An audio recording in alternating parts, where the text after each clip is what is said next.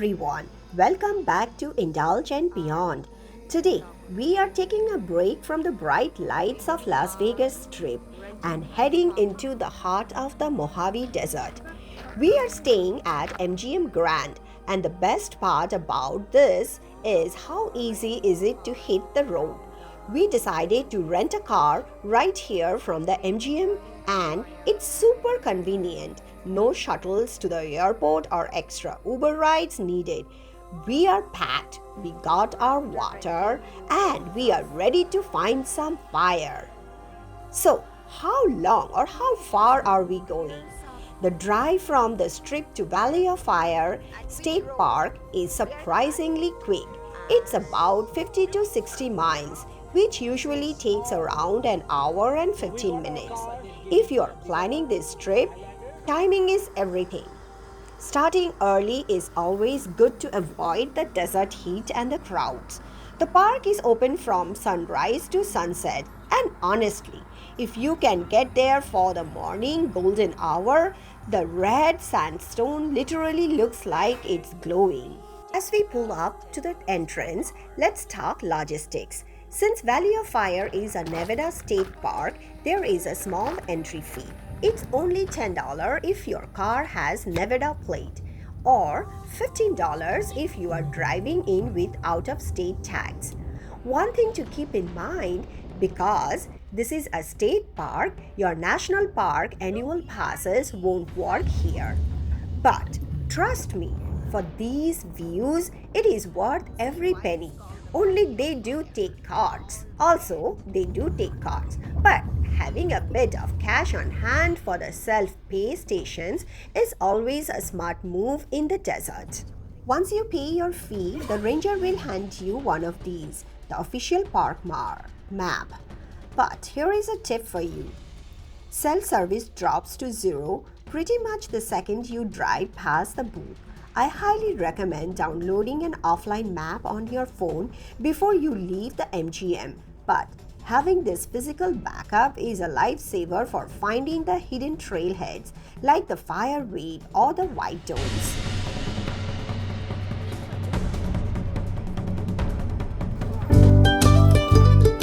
Our first stop was the Axolotl Rock. It was an easy access spot.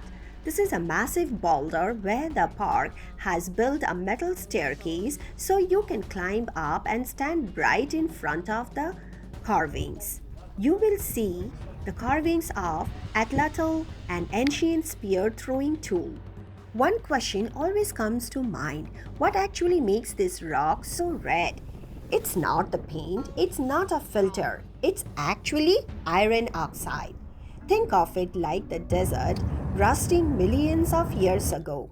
These were just regular sand dunes, but as iron minerals in the sand reacted with water and oxygen over thousands of centuries, they turned this incredible fiery crimsons.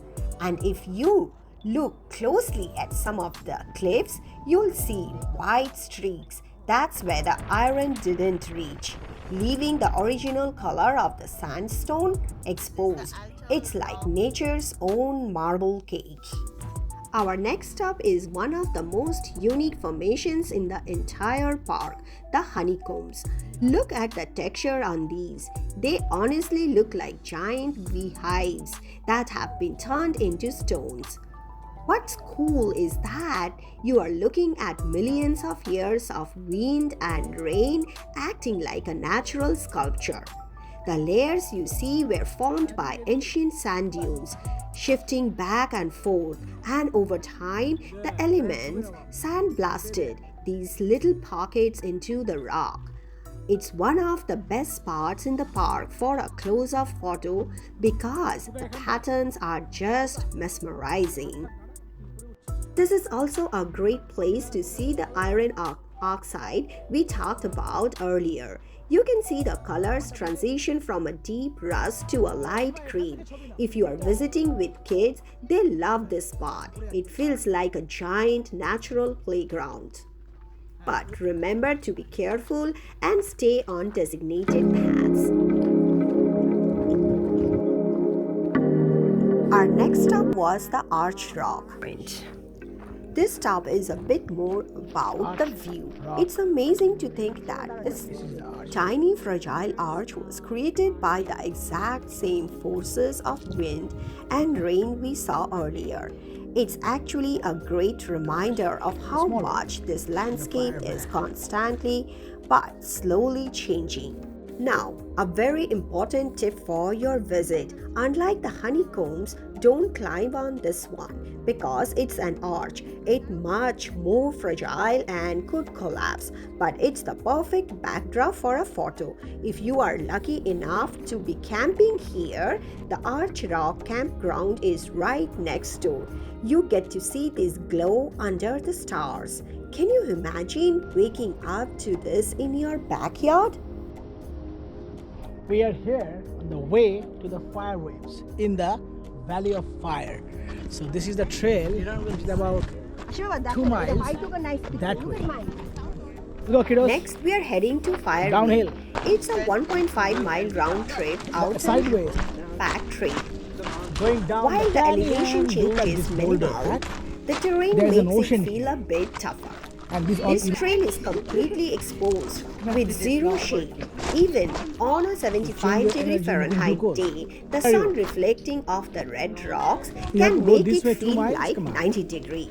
The park actually closes this trail annually from June 1st to September 30th. That's a turtle rock over there. That's the back, that's the head. We are going straight now. Because the heat is so dangerous.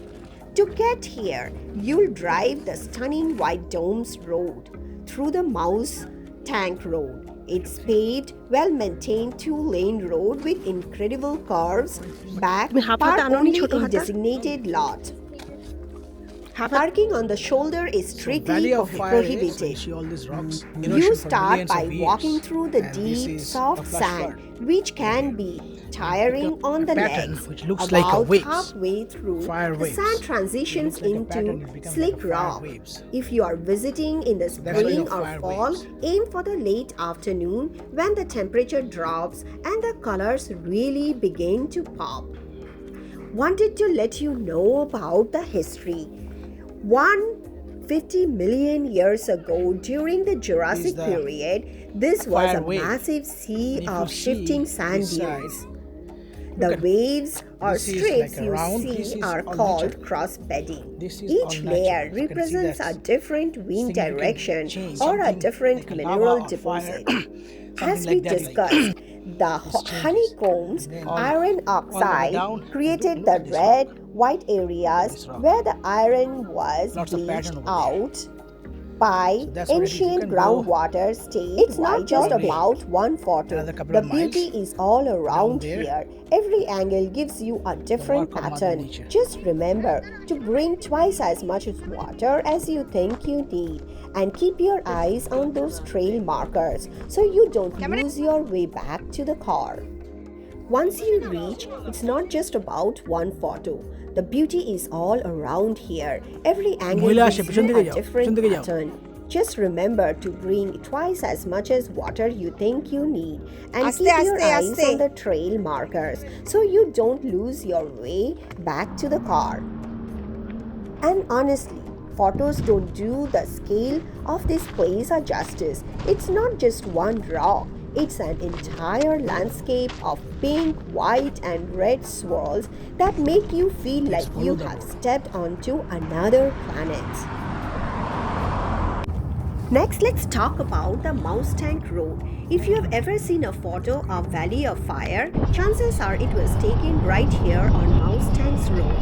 This 5-mile stretch is the spine of the park, and honestly, it's one of the most beautiful drives in the American Southwest. Every curve reveals a new tower of rock or a hidden canyon. We had to pull over here at the scenic overlook to show you the scale.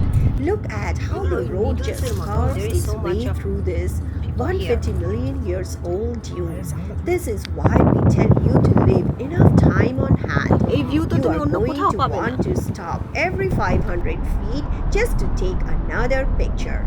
It's a photographer's dream, and the kids are loving seeing the fire right outside the window. Do you know why it's rocks called the mouse tank? It's named after a southern Indian named Little Mouse, who reportedly used this rugged canyon as a hideout in 1890s. A tank in the desert isn't a metal container, it's a natural basin in the rock that catches and holds rainwater. Little Mouse knew exactly where these hidden water holes were, allowing him to survive in the harsh desert while others couldn't find him. Next, our quick stopover was the Seven Sisters.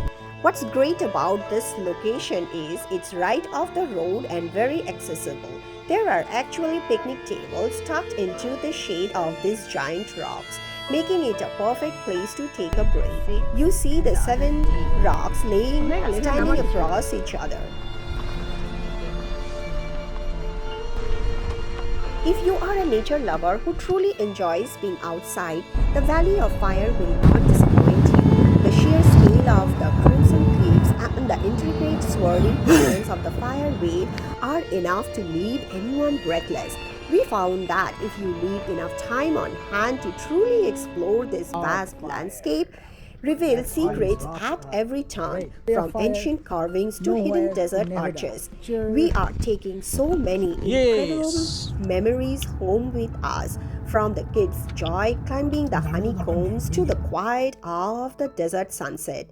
It's a place that stays with you long after you have driven back to the bright lights of the city.